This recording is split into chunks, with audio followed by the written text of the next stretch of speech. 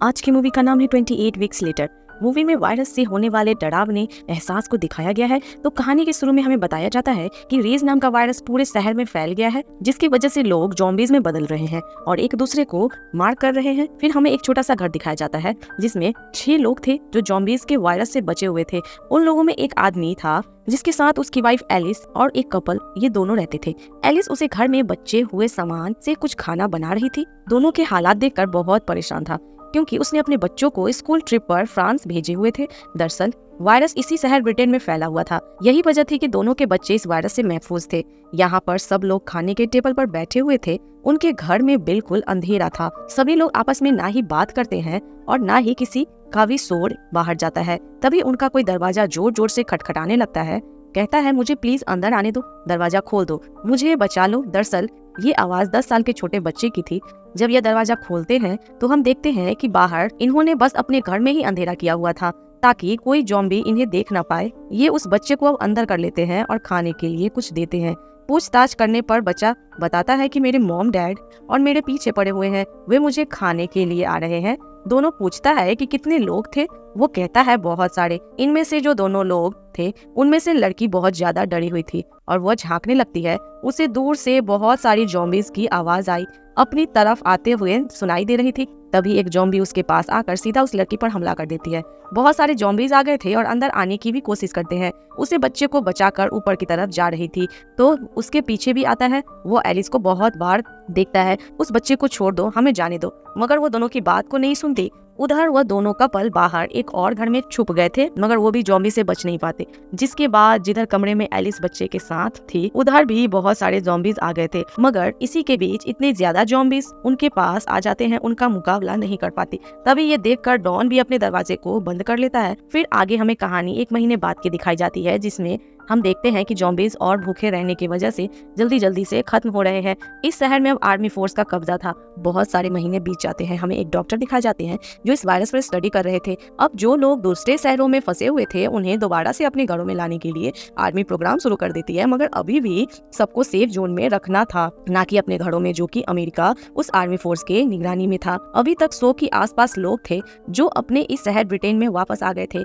इन्हें दोनों के बच्चे भी थे। डॉक्टर जब बच्चों को वापस आता देखता है तो परेशान हो जाता है क्योंकि वह यह सोच रही थी कि आखिर कैसे इन बच्चों को संभाला जाए। डॉक्टर अब दोनों के बच्चे का टेस्ट करती है, जिसमें वे देखते हैं उसकी आंखें 2 कलर की थी, यानी कि उसकी आंख का आधा रंग कुछ और, आधा रंग कुछ और था। डॉक्टर से पूछती है कि क्या तुम्हारी फैमिली में किसी और की भी आंखें ऐसी हैं? दोनों का बेटा कहता है, हाँ, मेरी मॉम की, यानी कि एलिस की आंखों का रंग कैसा था। डॉट जब अपने बच्चों से मिलता है तो बहुत खुश था। वो दरअसल अभी भी इस सेफ जोन में रहकर आर्मी के साथ मिलकर काम कर रहा था, इसलिए वो अपने बच्चों को उस जगह पर ले आता है जहाँ पर वो रह रहा था। वो अपने बच्चों को उनकी मॉम एलिस के साथ हुए हादसे के बारे में भी बताता है। रात के वक्त सोते हुए दोनों के बेटे को अपनी मॉम के सपना आ रहे होते हैं। उसे ऐसा लगता है कि वो अपनी मॉम का चेहरा खोलने जा रहे हैं। सुबह को चुपचाप डॉट अपने कमरे से चला जाता है तो उसके बच्चे चुपचाप यहाँ से निकल जाते हैं और भाग के अपने घर पहुँच गए थे ताकि अपनी मॉम की कोई तस्वीर ले सके। तभी आर्मी को भी उनके बारे में पता चल जाता है कि 2 बच्चे सेफ जोन से भाग गए हैं, मगर तब तक वे दोनों अपने घर पर थे जहाँ पर दोनों के बेटे को अपने घर के ऊपर वाले हिस्से से कुछ आवाजें आ रही थी। जब वो ऊपर जाकर देखा तो उधर उसकी मॉम थी, यानी कि एलिस, जिसको दोनों के बीच में छोड़कर चला गया था। अपनी मॉम के गले लगाया, तभी उसे दर्द होता है। दोनों भाई जब अपने घर से बाहर आते हैं तो देखते हैं कि आर्मी की फौजी भी सेफ जोन से दोबारा उन दोनों को लेने के लिए गए हैं।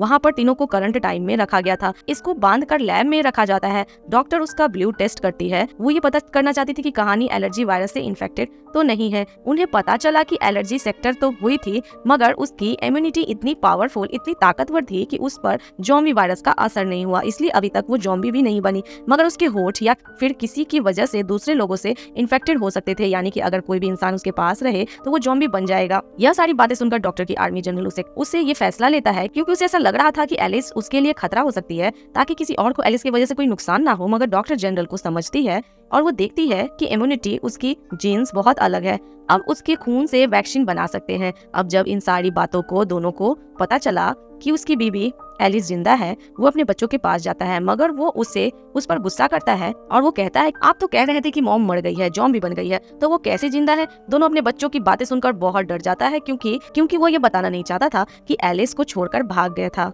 अब जैसे कि वो उसकी थोड़ा और करीब जाता है, एकदम से चीखता तड़पता है और एकदम से जॉम्बी में बदल जाता है। एलिस उसकी ऐसी हालत देखकर मदद के लिए चिल्लाती है, मगर अब वो उसे भी बहुत ही खतरनाक तरीके से नोचकर मार देता है। फिर इसके बाद भी वहाँ पर आर्मी के लोगों पर हमला करता है। डॉक्टर दोनों के बच्चे को लेकर सेफ जोन की तरफ भागते हैं, मगर दोनों सेफ जोन की तरफ भी आ जाता है। उन लोगों की चीखे पुकार सुनकर उसके तरफ दरवाजे को तोड़ने लगता है। दोनों का बेटा उसे देखकर भाग जाता है। वो ऐसी जगह में जाकर छिप जाता है, नीचे से लोगों की चीखे की पुकार आवाज आ रही थी और नीचे बहुत सारे लोग जॉम्बी में बदल रहे थे। लोग दूसरे लोगों को जॉम्बी बना रहे थे, हर जगह पर हलचल थी, सभी अपनी जान बचाकर यहाँ से भागना चाहते थे। तब इस नए जगह को भी अलर्ट किया जाता है, मगर उन्हें यह समझने में बहुत मुश्किल हो रही थी कि कौन जॉम्बी है और कौन नहीं। तभी उन सभी को ये ऑर्डर दिया जाता है कि सबको मार दो। दोनों के बेटे को एक आदमी अपने साथ कमरे में ले आया था, जहाँ पर बहुत अंधेरा था। उधर वो अपनी बहन और डॉक्टर से मिली। इनके अलावा यहाँ पर और भी बहुत से लोग थे।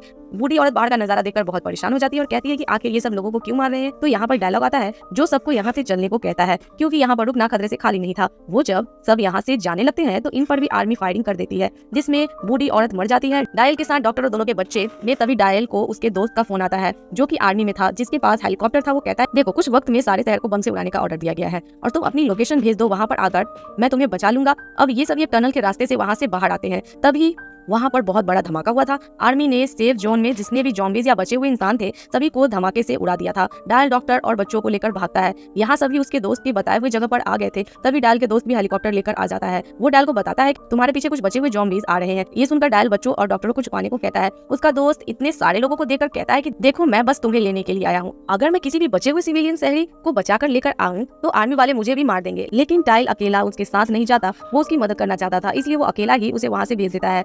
डबिंग के पीछे बहुत ही ज़ॉम्बीज पड़े हुए थे और वो भागकर शहर की तरफ आता है। शहर में आर्मी ने ज़ॉम्बीज को जहरीली गैस छोड़ दी थी, जिसकी वजह से वहाँ पर आम इंसान सांस भी नहीं ले पा रहे थे। उससे बचने के लिए ये एक गाड़ी में जाकर छुप जाता है। वे सारे ज़ॉम्बीज उनकी गाड़ी के आसपास आकर इन पर हमला कर रहे थे, मगर गैस की वजह से वो ज़ॉम्बीज वहीं पर मर जाते हैं। पीछे आर्मी के लोग भी थे जो सबको यहाँ पर खत्म कर रहे थे। डायल और डॉक्टर की गाड़ी स्टार्ट होने का नाम ही नहीं ले रही थी। तभी डायल गाड़ी से बाहर निकलता है और गाड़ी को धक्का लगाने लगता है, मगर वो आर्मी की नजरों में आ गया था। आर्मी वाले उसे भी इन्फेक्टेड समझकर मार देते हैं। डॉक्टर बच्चों को बचाकर गाड़ी चलाकर अनिल तक पहुंच गए थे। उसने यहाँ पर डॉक्टर को भी मार दिया था। इसी बीच दोनों के बेटा बेटी भी अलग हो जाते हैं। दोनों ने अपने ही बेटे पर हमला कर दिया था, मगर उसके बेटे के अंदर भी और उसकी तरह ही ताकत थी, जिसकी वजह से वो भी जॉम्बी में नहीं बदलते हैं। दोनों की बेटी अपने ही गन से अपने दादा को मार देती है और बहुत रोती है। ये दोनों बहन भाई स्टेडियम में पहुंच गए थे, जहाँ पर वही डायल का दोस्त आता है जिसके पास हेलीकॉप्टर था। वो इन बच्चों को देखकर सोचता है कि उसे इन्हें बचाना चाहिए या नहीं बचाना चाहिए। शायद वो इन्फेक्टेड ना हो, मगर फिर भी उन्हें बचा लेता है और अपने हेलीकॉप्टर में ब्रिटेन शहर से बाहर ले आया था। हमें शहर का नजारा दिखाया जाता है। फिर हम 28 दिन के बाद देखते हैं जहाँ पर बच्चे हुए जॉम्बीज एक टनल के रास्ते से फेरी शहर में पहुंच गए थे और दोनों के बेटा बेटी का क्या हुआ, वो कहाँ पर गए, इस बारे में हमें नहीं बताया जाता है। इसी के साथ इस फिल्म की कहानी यहीं पर खत्म हो जाती है।